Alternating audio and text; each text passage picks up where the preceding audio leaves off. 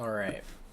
Today I'm going to talk about books. I have a stack of what I'm reading and plan to read this year behind me here. I want to, discuss what I am reading, what I plan to read, what I have read, maybe some recommendations there if you're into the same sorts of genres that I am, and also my kind of system that I'm trying out this year using a variety of different tools like Goodreads to make sure that I'm on track for some of my reading goals in 2025. So just a quick breakdown of, I guess, my reading journey, why I like to read. It's something that I've always done as a kid, growing up. I thought of myself as a reader. I think I identified as a reader, like many of you probably did as well. Spent a lot of time in libraries, picking out books with my parents or with my friends. Some days I'd read, 100 pages a day of a given novel. And back then I think I really liked fantasy, sci-fi, kind of like young adult, the dystopian stuff that was popular in like 2000s, 2010s. And I guess growing older, I just kind of fell out of it in a lot of ways. I would maybe only read one or two books a year into high school, going to college, and some of those would probably be like prescribed by a teacher for a class. And that's okay, like I would just find other things to do, and life got busy, you have other priorities, right? And just this year, I'm really trying to take a look at what I enjoyed about reading and, really reignite that kind of passion for it. Okay, so I'm going to start with the three books that I'm reading right now. So first off, we have this book, Childhood's End by Arthur C. Clarke. If you don't know Arthur C. Clarke, he is the person who wrote the screenplay, I believe, for 2001 Space Odyssey. So that's like a pretty landmark science fiction movie that came out, I want to say in like the 60s or the 70s. If you watch that movie, you'll see that a lot of what current science fiction is inspired by today pulls from that film itself. But by trade, I think he was really like a fiction author, not more of a screenwriter or a director in any way. So this is one of his earlier books. It came out in the 50s, I want to say. It's interesting if you're into anything like alien invasion kind of storylines mixed with some like political drama. The basic premise is like aliens come to invade, but they do so in a peaceful manner. And you kind of walk through the journey of the different characters in dealing with that kind of transformation. I'm almost done, a little over halfway, so I can't say for sure if I like it yet, but so far it's a really good read. One thing I really like about books this size, right, is that they're pretty easy to get through. I can throw this in my bag. I can walk to a friend's place with it in a pocket, right? It's not too difficult to digest. So definitely recommend at least finding whatever genre you like, a book that you can read that's in this kind of form factor, just because it makes it way more accessible. So that is Arthur C. Clarke. Next, I have this book, which is A Short History of Nearly Everything by Bill Bryson. So this is a nonfiction book. I've had it on my bookshelf for a couple of years now, and I need to basically force myself to read it.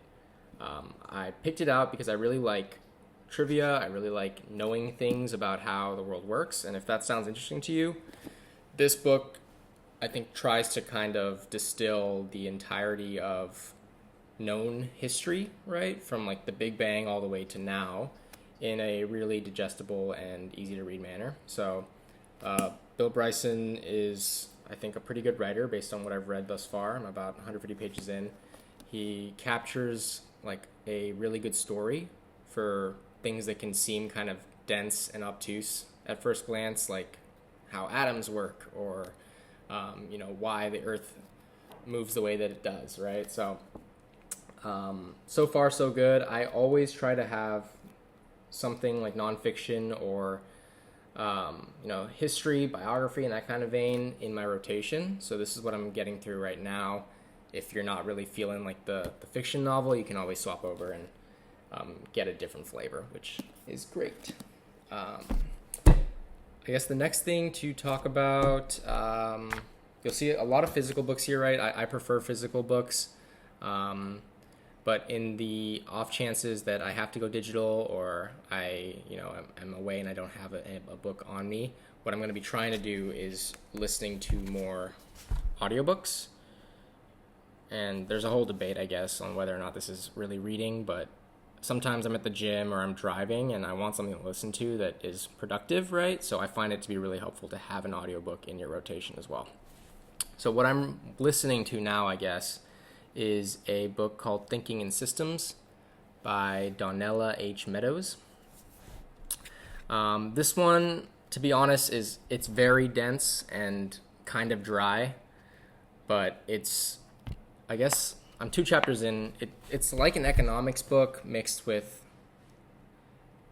a narrative around how to frame thinking about the world and thinking about how different feedback loops and systems that are in play all kind of connect and flow together. So it's, like I said, sometimes a little dry. I'm trying to get through it, but I feel like I'm learning a lot or thinking about things in a different way, which is helpful for what I'm trying to accomplish this year. So that's the audiobook. I typically will try to keep like 2 to 3 books in rotation, and one of those will be an audiobook, just because, like I said, if you're at the gym or if you're on the go and you just want something to listen to, it's easy to do that versus having a physical book on you and trying to read, right? Okay, so that's what I'm reading now. I want to talk also about just like my goals for what I want to read this year, and the genres that I'm kind of into. It's basically what you just saw there. I've been on a kind of like a sci-fi kick recently, so reading a lot of sci-fi. In the past, I liked fantasy novels as well, so trying to add things like that to my list. I always try to have some sort of like nonfiction or historical biography kind of book in my rotation as well, or on the bookshelf. It's, I think, a fun way to kind of learn about history, a fun way to learn about the past through the lenses of other people. And also, I like to read classics. So one of my goals, just personally, long term, is to read through all 100 of the Modern Library's top novels. So if you don't know what that is, you can look it up. It's basically like it's an arbitrary list that a bunch of people who read put together that are basically supposed to be like the most influential novels of all time, right? So one day I want to write a book, and I think it's really important to have, I guess, insight into how the best of the best have done it. So that's something that I'm trying to do and chip away at, I guess, in my lifetime, right? It's like a similar thing to saying you want to try all the best restaurants in the world or watch the best movies ever made, right? So on that note, one of the 5 books that I have here that are for sure on my to-read list for 2025 is this one called Of Human Bondage. I don't know very much about it. I got it because it's on that Modern Library list, and it was cheap where I found it. From what I understand, it's a romance novel written in the early 1900s, so it's very thick. I'm a little scared about reading it, but it's been on my bookshelf for a couple of months now, so I want to make sure that it's one of the first ones I tackle before I try to get any new books. The next one I have here is the autobiography of Malcolm X. So this was one that my fiance read in college. I've heard a lot of good things about it. It's in that kind of historical biography vein that I was just talking about. I don't know too much about Malcolm X, to be perfectly honest. Like, I'm interested in learning more about the civil rights movement, interested in learning more about what seems to be like a very influential and controversial man in a lot of ways. So hoping that this will give me a good kind of lens into what that time was like, what his life was like, and why so many people resonate with his story. Next up, I have another 2 that are also on that Modern Library list. Lord of the Flies. This is just one that I picked up super cheap as well. If you don't know about it, it is, I think, a bunch of kids kind of on an island, and they develop their own way of living and their own kind of crazy society. from what I understand, it is a young adult novel, so it should be relatively approachable. And when I finish Of Childhood's End, I plan to replace it with this one because, as you can see, it is of similar stature. So this will be a good one to kind of read casually, and hopefully it's a good read. Next up, another big one. This is Crime and Punishment by Fyodor Dostoevsky. So one of, if not the consensus greatest novels ever written. It's on the list as well. Heard just anecdotally from friends and other people that it's a must read. Some of his other work I'm also interested in looking into. I know The Idiot is another big one that I've had recommended to me before. That's the name of the book, The Idiot. He's not an idiot. So yeah, I mean, I typically sometimes will struggle with like translated novels, just personally. I think that the translator will either try too hard to get it like super literal in the native language into English, and it makes it literally come off as like kind of difficult to approach or not narratively smooth. But you got to read translated stuff unless you're going to learn Russian in this example, right? So I am looking forward to diving into this one probably in a couple of months or so when I get through some of the more approachable stuff on my list. The last one here is more of like a business kind of economics book in a lot of way. Again, this is called The Sovereign Individual. It's by Dale Davidson and William Rees-Mogg. Don't know much about it. Was recommended to me. My understanding is it's about how a society and a capitalist system transfers historically, as we have done in like the 90s and the 2000s, from like a goods and services economy into an information economy. So again, this is like a dense one. It's probably going to be the one I pick up after I finish Thinking in Systems. But looking forward to, I guess, getting a sense of what the thought is behind this book. I think it's super relevant today with how our society is moving, and more of the world kind of operates in this information age model. Okay, so this is basically like the simple system that I use to think about my reading goals for this year.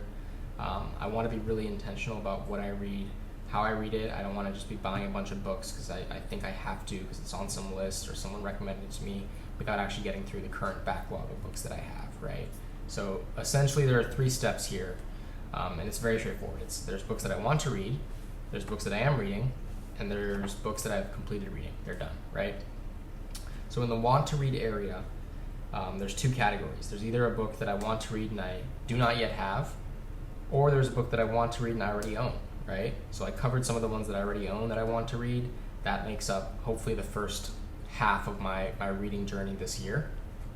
For the ones that I do not yet have, I keep track of them on a Goodreads list. So if someone recommends me a novel or a specific book that sounds interesting, I'll go ahead and add it to my Goodreads.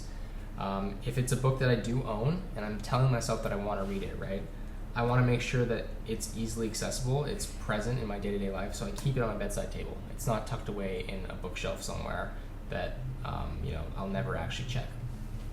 Okay, so once I have a book that I want to read, the sequencing that I'm going through here is I'm getting through the ones that I own first because I have so many that I have yet to read that I have on my bookshelf, right?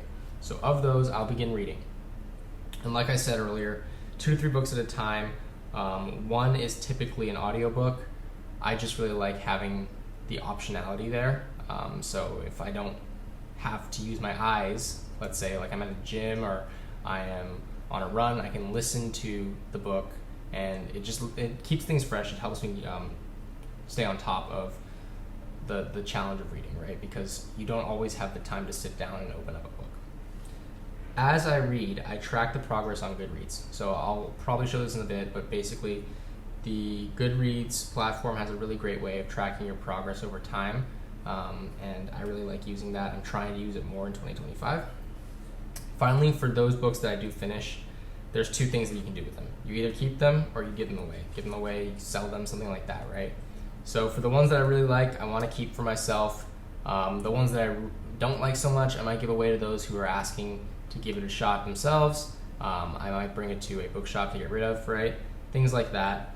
In some cases, for the ones that I really, really do like, I'll give away to friends because I want them to read it, right? And you kind of reach this stage of finality by reviewing and rating on Goodreads as well, which is what I'm trying to do a lot more of this year. I've used other tools in the past. I've had like personal journals for reading. I'm hoping that like the social aspect of Goodreads will help me stay on top of things in 2025. All right, this is my Goodreads account, and I'm sure a lot of you have used the tool before, so I won't go into too much detail. But you can see here are the books that I have read already. You can rate them. You can see how you rate them against the consensus rating on the website. And then we'll look now into the books that I am currently reading. So this is what I just went over today. The cool thing here is that this is a nice way to just make sure that you're not overwhelming yourself with too many books at the same time, right? They're all tracked under this current reading section. And then if we hop over to the book itself, using Childhood's End as an example, you can see the actual ratings of the novel, a brief overview. So if you're just looking for a book, this is a nice way to just look through and learn more about it. And then on the home page, it's a lot easier to see on the app, but you can actually track your currently reading progress, which is what I've been trying to do this year. Because like I said, to hit my goal of 25 books in a year, I'll have to basically read about 2 to 2.5 books a month, right? So you can track by page, you can track by just general progress percentage if you're, doing an audiobook. And this is my want to read list. I'll drop a link in the description. You can take a look in detail if you're curious. Let me know if there's any books that you think I'd like.